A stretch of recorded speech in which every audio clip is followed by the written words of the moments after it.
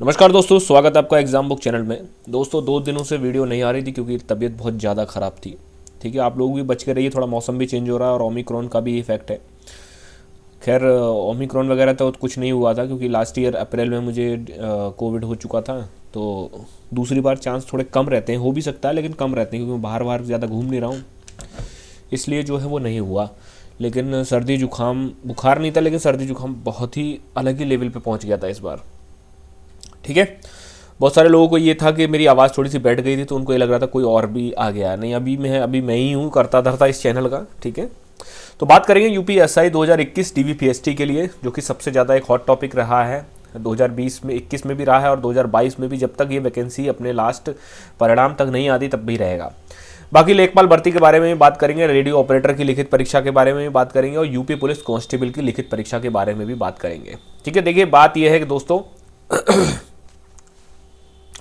अब जैसे यूपीएसआई 2021 है, ठीक है, अब यूपीएसआई 2021 में लगभग आपकी 9,534 वैकेंसी। उसके बाद बात करते हैं कौन सी, लेखपाल भर्ती, तो इसमें हम 8,000 वैकेंसी मान लेते हैं। उसके बाद बात करते हैं रेडियो ऑपरेटर, टोटल मिला के 4,000 भर्ती मान लेते हैं। और उसके बाद आपका यूपी पुलिस कांस्टेबल, तो 26,000 भर्ती मान लेते हैं। 26 4 30 38 और आपका लगभग 47,000 45 के बच्चों को इस बार जो है 2022 में नौकरी मिलने वाली है। बहुत ही बड़ी बात है दोस्तों, नौकरी मिलना। जैसे जिनको मिल चुकी है वो दूसरे अटैम्प्ट दे रहे हैं, या फिर जिन जैसे कोई सिपाही है तो वो दरोगा के लिए भर रहा है, तो उसके लिए बहुत बड़ी बात नहीं होती है।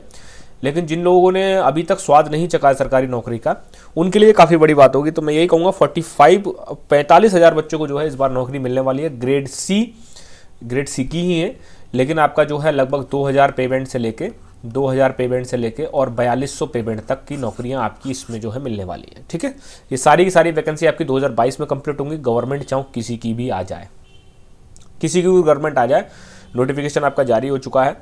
अब बात करते हैं, एक एक करके बात करेंगे यूपीएसआई के लिए। सबसे पहले हम यूपीएसआई की बात करते हैं क्योंकि ये सबसे ज़्यादा जो है हॉट टॉपिक है। देखिए यूपीएसआई में मैंने जैसा कि आपको बताया था कि चांसेस बहुत कम है आपके रिजल्ट जारी होने के। तो आज हो गई 16 तारीख, इस महीने में बचे हैं लगभग आपके 15 दिन। ठीक है, और उधर आपके 10 दिन बचे हैं। इलेक्शन 10 तारीख को है ना, तो 9 दिन ही मान लो, 9 दिन, तो आपका जो है 24 दिन अभी बचे हैं, 24 डेज आपके बचे हैं। मैंने आपको पहले ही बताया कि इलेक्शन कमीशन के ऊपर डिपेंड करता है। अब जैसे बहुत सारे लोग ये कहेंगे सर आरआरपी एनटीपीसी का कल रिजल्ट आया, कल परसों में, ठीक है, तो उसमें भी इलाहाबाद जोन का भी रिजल्ट आया है। देखिए बात ये होती है वो सेंट्रल गवर्नमेंट की वैकेंसी है, और सेंट्रल गवर्नमेंट की वैकेंसी के ऊपर कोई अभी सेंट्रल गवर्नमेंट के ऊपर आचार संहिता थोड़ी ना, स्टेट में आचार संहिता लगी हुई है। यूपी स्टेट में आप आचार संहिता लगी हुई है, तो यूपी स्टेट से संबंधित जितने भी आपके एग्जाम होंगे उन पर ये प्रभाव डालेगी। ठीक, बहुत सारे लोगों की दलील होती है कि सर आपका इलेक्शन के टाइम पे भी सर वैकेंसियाँ हो जाती हैं। बात ये कुछ नहीं है, भर्तियाँ होती हैं, वो बात सही है, लेकिन धीरे धीरे आप देख रहे हैं कि इलेक्शन कमीशन का काम करने का तरीका भी बहुत अलग तरीके का हो रहा है।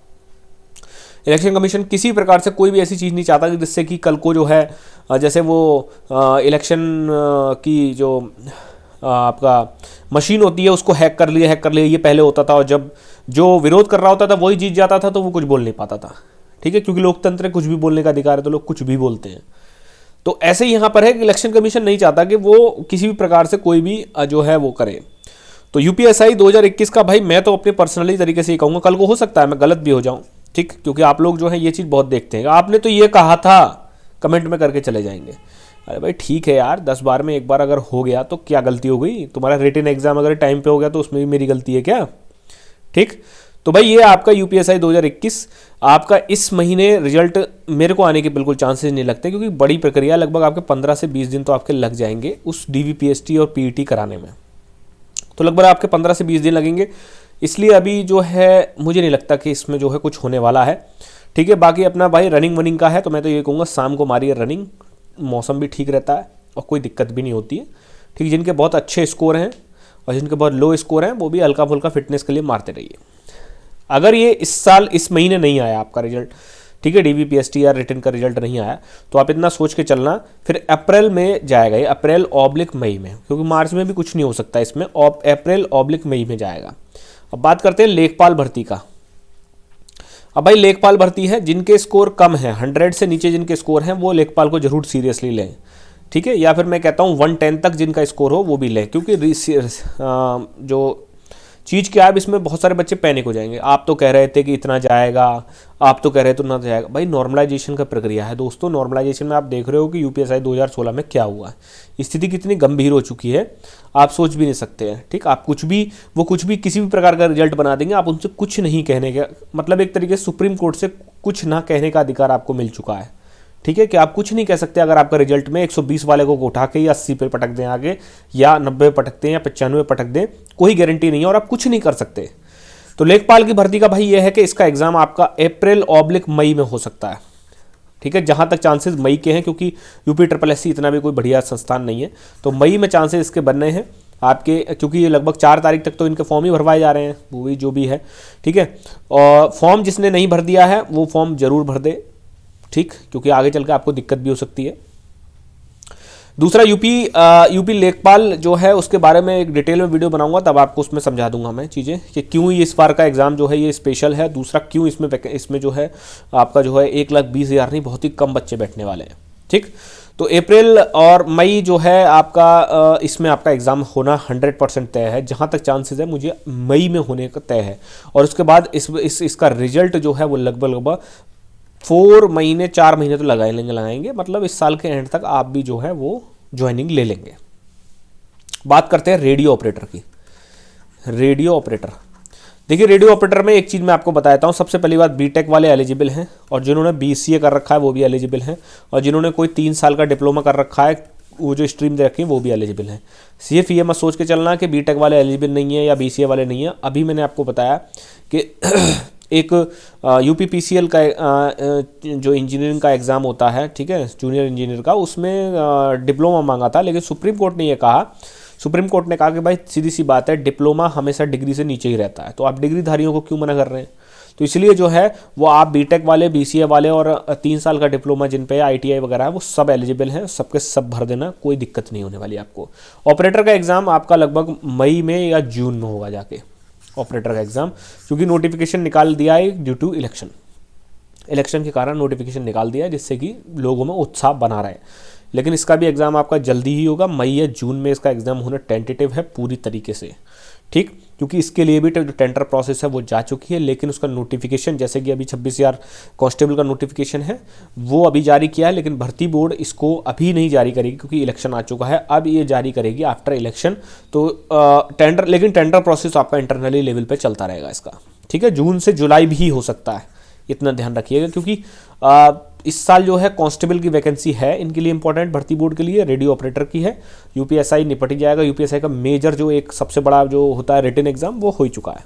ठीक है भाई, अब बात करते रहते हैं, अब कौन सा एग्जाम रह गया, बात कर लेते हैं भाई यूपी पुलिस कांस्टेबल की। देखिए टेंडर प्रोसेस स्टार्ट है, कोई दिक्कत नहीं है टेंडर प्रोसेस में। इसका एग्जाम आपका टेंडर प्रोसेस के बाद भी काफ़ी ज़्यादा टाइम लग जाता है, तो इसका एग्जाम आपका जून/जुलाई में हो सकता है। ठीक है, ऑपरेटर का जैसे कि आपने देखा था ASIM, जैसे यूपीएसआई खत्म हुआ तुरंत ASIM का 1 दिन के गैप पे ले लिया, ऐसा ही इसमें भी होने वाला है। और वैसे भी कांस्टेबल वगैरह के एग्जाम कोई 4-5 दिन तो चलते नहीं है, ना ही 10-15 दिन चलते हैं, ज़्यादा से ज़्यादा 2 दिन चलेंगे। और इस बार तो वैकेंसी भी 26,000 है, तो 2 दिन एग्जाम ये चलेगा, उसके बाद आपका हफ्ता 10 दिन बाद आपका तुरंत जो है ऑपरेटर वाला ले लिया जाएगा, या ऑपरेटर वाला पहले ले लिया जाए तो यूपी कांस्टेबल वाला बाद में ले लिया जाएगा। तो टोटल मिला के ये सारी की सारी चीज़ें थी, मतलब ईयर के मिड तक आपके इसके रिटन एग्जाम होने जरूरी हैं, रिटन एग्जाम आपके होते ही रहेंगे। इलेक्शन को इलेक्शन की तरीके से मत लीजिए, जो हमेशा स्टूडेंट जो होता है वो इलेक्शन को एक तरीके से जज्बाती रूप में मत लीजिए, इलेक्शन को एज अ अपॉर्चुनिटी लीजिए, घर में पढ़िए, क्योंकि एग्जाम नहीं है, 2 महीने तक कुछ भी नहीं होगा, तो इसीलिए 2 महीने का आपके पास बहुत ही अच्छा टाइम है, अच्छे से पढ़ाई करिए दबा के पूरा। ठीक है, और आपका सिलेक्शन आराम से हो जाएगा। आप लगा लीजिए लगभग आपका 47 से 50,000 बच्चों को इस बार नौकरी मिलने वाली है। तो आप सोच सकते हैं कि आपके घर में भी एक खुशियाँ आ सकती हैं अगर आप अच्छे से पढ़ेंगे। जो पहले चूक गए हैं किसी भी एग्ज़ाम में वो लोग बहुत ही सतर्कता से जो है लड़ें। रेडियो ऑपरेटर में जो लोग एलिजिबल हैं बिल्कुल भी एग्ज़ाम को ना छोड़ें, आप सोच भी नहीं सकते इतनी अच्छी नौकरी है, सब कुछ आपको मिलेगा। ठीक, 2 स्टार आपको पुलिस की वर्दी सब कुछ मिलेगा। ठीक है, और कोई नाइट ड्यूटी नहीं, कोई आपका दिन का चक्कर नहीं, कोई वो नहीं, बस दिन में जाइए 10 से 5 की नौकरी दीजिए, घर आ जाइए। ना आपका कोई हायरार्की का चक्कर, ना कुछ। ऐसे लेखपाल हो भाई, सीधी सी बात है, अपना 2000 पेमेंट है, कम से कम 28,000 30,000 रुपये कमाओगे तो सुकून के कमाओगे। ठीक, ये नहीं कि पूरी दुनिया सो रही है, रात में आप जो है ठंड में नाइट ड्यूटी दे रहे हैं। ठीक, पूरी दुनिया जो है एसी में है दोपहर में, तो आप जो है दोपहर में चौराहे पर खड़े हुए हैं। मानता हूँ उनकी भी एक स्थिति है, लेकिन किसी भी अगर आप पुलिस वाले से पूछेंगे तो कोई ये नहीं कहेगा कि हाँ यार नौकरी बहुत अच्छी है, आना जरूर चाहिए, नहीं कहेगा वो, क्योंकि कष्टदायी नौकरी है काफ़ी ज़्यादा। ठीक, शुरुआत में लोगों को मज़ा आता है, 5-10 साल या 5 साल 7 साल की नौकरी के बाद वो सोच लेते हैं अरे यार कहीं नहीं यार, कहाँ फंस गए। इसीलिए अभी अपॉर्चुनिटी आपके पास, अभी आप यंग एज में हैं। ठीक है, और यंग एज में चीज़ें जो हैं बहुत जल्दी बदली जाती हैं। अब जैसे जो लोग क्या नाम है, कुछ लोग जो ऐसे थे कि जो मतलब पहले जो कि कोई चीज़ को जॉब ज्वाइन कर चुके हैं, लेकिन क्या हुआ उनका, बहुत ही स्थिति खराब है। ठीक, धन्यवाद।